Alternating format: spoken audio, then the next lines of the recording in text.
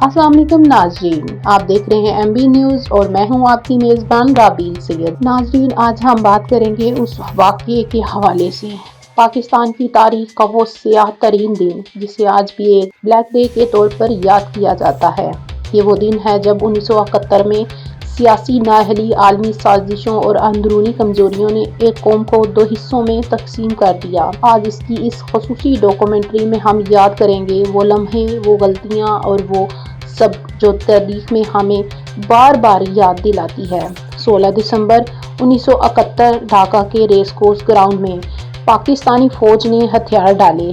یہ صرف ایک عسکری شکست نہیں تھی بلکہ ایک قومی سانحہ تھا۔ سیاسی اختلافات، عوامی مینڈیٹ کی عدم پاسداری اور بین الاقوامی مداخلت نے مشرقی پاکستان کو ہم سے جدا کر دیا۔ بھارتی افواج کی مداخلت اور مکتی بحانی کی کارروائیوں نے حالات کو مزید سنگین بنا دیا۔ لاکھوں جانیں ضائع ہوئیں، خاندان بکھر گئے اور پاکستان ایک گہرے صدمے سے دوچار ہوا۔ کئی خاندان ختم ہو گئے اور کئی لوگ آپس میں جدا ہو گئے۔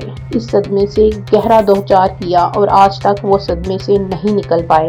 تجزیہ کاروں کے مطابق اگر اس وقت سیاسی بصیرت اور قومی اتحاد کو ترجیح دی جاتی ہے تو شاید تاریخ کا یہ باب مختلف ہوتا۔ ناظرین، 16 دسمبر ہمیں صرف ماضی کا دکھ نہیں بلکہ مستقبل کا سبق دیتا ہے۔ سبق ہے کہ قومیں ہتھیاروں سے نہیں، انصاف، اتحاد اور عوامی اعتماد سے مضبوط ہوتی ہیں۔ یہ دن ہمیں یاد دلاتا ہے کہ تاریخ کو بھلایا نہیں جاتا، اس سے سیکھا جاتا ہے۔ ہمیشہ قومیں وہ ترقی کرتی ہیں جو آپس میں مل بیٹھ کے امن و استحکام اور بہادری کے ساتھ ایک دوسرے کا ساتھ دیں، نہ کہ ایک دوسرے کو گہرے صدمات سے دوچار کریں۔